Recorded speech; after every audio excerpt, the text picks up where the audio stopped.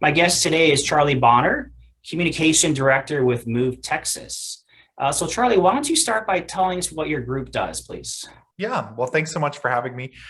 Move Texas is a nonpartisan nonprofit focused on building political power for Texas's young people by bringing more young people into civic life, tearing down the barriers that prevent so many young people from making their voices heard. So that looks like a lot of voter registration and voter mobilization, empowering young people with the information they need to be voters.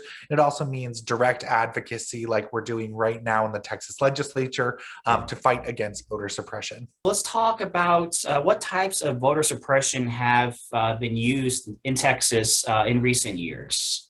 We've seen particularly a rise in voter suppression laws and tactics here in Texas Mhm. since the Voting Rights Act was gutted, with that kind of pre-clearance that protected states like Texas from making racially discriminatory laws when it comes to voting.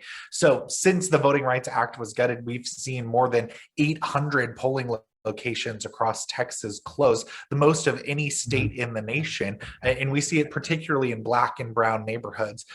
We've seen the increase in the effect that voter ID has had on Texas in the past 10 years since that has been passed. We live in a state where you can vote with a government issued gun license, but not with a government issued student ID. It's folks particularly trying to pick and choose their voters to hold on to power. And we see it again and again. And so the current fight we're in is no surprise, unfortunately. So, mail-in ballots are commonly used universally in other states, but not in Texas. Can you talk about the effort to expand mail-in ballots and touch on if there's should be any concerns for voter fraud with that?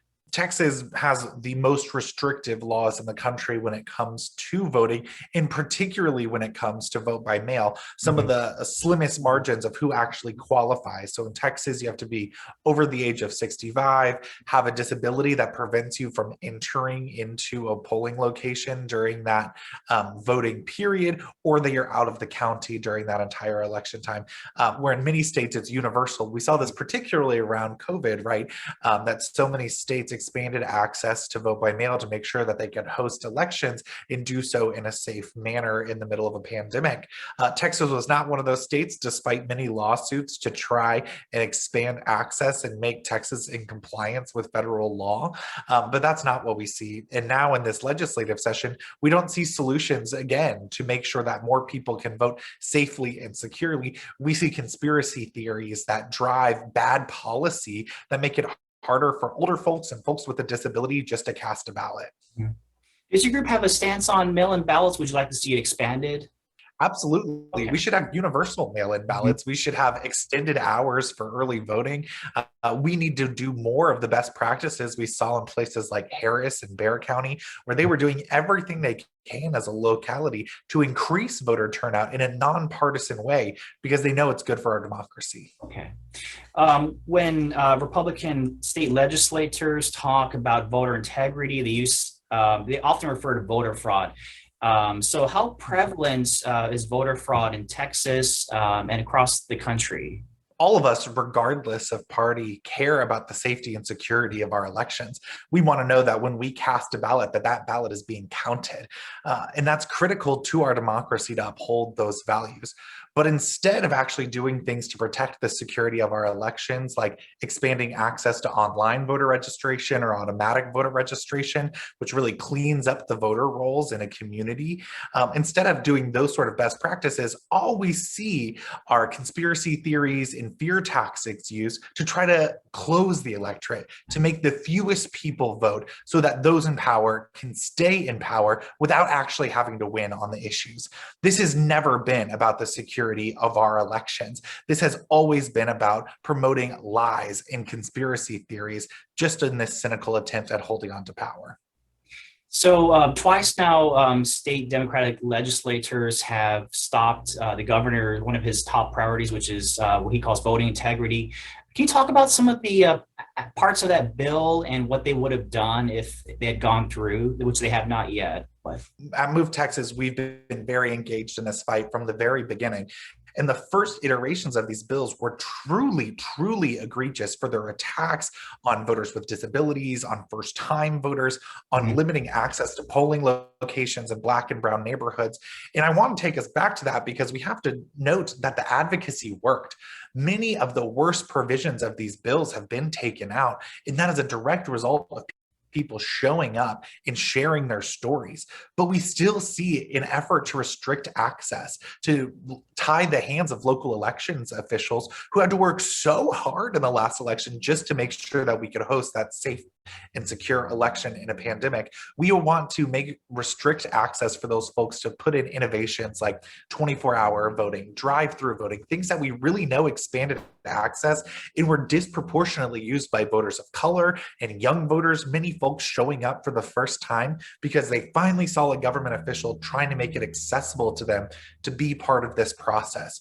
What these bills seek to do is to silence the voices of a rising generation of voters by putting up intentional barriers, whether it be paperwork to make sure that you can have assistance at the polls, or trying to limit the number of people you can drive just to practice their civic duty. Mhm. It's very clear that these are nothing more than a cynical attempt at holding on to power. This has nothing to do with actual election policy. Have you looked at the, I've heard the national perspective. People are hoping that there's some kind of national movement through the US Congress. Do you think that would help end these kind of battles we have every 2 years? Absolutely. States like Texas are in desperate need of federal intervention when it comes to voting rights.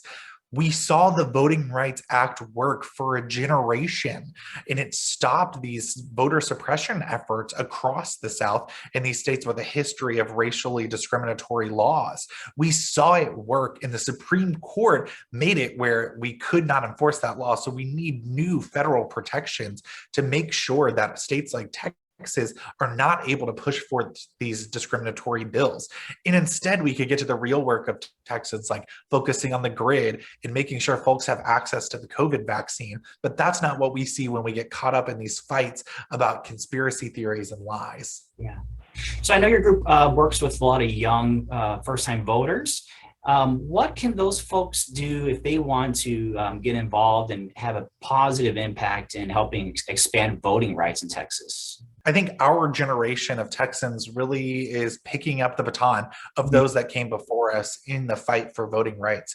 And I think it's on our generation to finish their fight, to continue fighting for the freedom to vote. And we see so many young people getting involved. I've been at every one of these election hearings, and they've gone straight into the night, many until the early morning. And the folks that are there in the middle of the night sharing their stories about the impact of voter suppression on their lives are young people. And it's one of the most inspiring things that I've ever seen. And we know that those young people aren't going to limit their advocacy to one session. When you empower someone to tell their own story, you change their lives, you bring them into a new fight. And so we know those folks are going to start recruiting people to volunteer. They're going to be knocking on doors themselves and getting other folks registered to vote. I think one of the easiest things we can all do is become a trusted source of information for our friends and our neighbors and folks who are just trying to make their voices heard for the first time. Mhm. Getting involved with groups like Move and Texas Rising and Jolt or the League of Women Voters, finding what works for you and being able to like share that information with your friends as a trusted source is a powerful way that we fight back against these anti-voter policies. So there's a clear generational divide between maybe Gen Zers and millennials and older generation. Are you finding that these young Texans are really in support of expanded voting rights? Absolutely. And in Texas, regardless of your age, we very much value our freedoms. Mhm. And that includes the freedom to vote. And what we see is a new generation picking up the fight to protect those very freedoms that so many claim that they support. And I really see a drive and an energy coming from a new generation of voters who are going to fundamentally change the electorate of this state. Okay. Well, you mentioned trusted sources of information. We think your group is one. So we encourage folks to go to movetexas.org. And where should they look on your website to get informed and sign up for stuff? Yeah, we have a petition right there on our front page that you can take action at the Move Texas website. And it'll automate notes to our lawmakers telling them that you're in favor of the freedom to vote and fighting against these voter suppression bills. Okay, there you go. So there's something folks can do to make a difference. Charlie, we appreciate your time and we wish you guys the best of luck in expanding voting rights in Texas. Thank you so much. Appreciate it.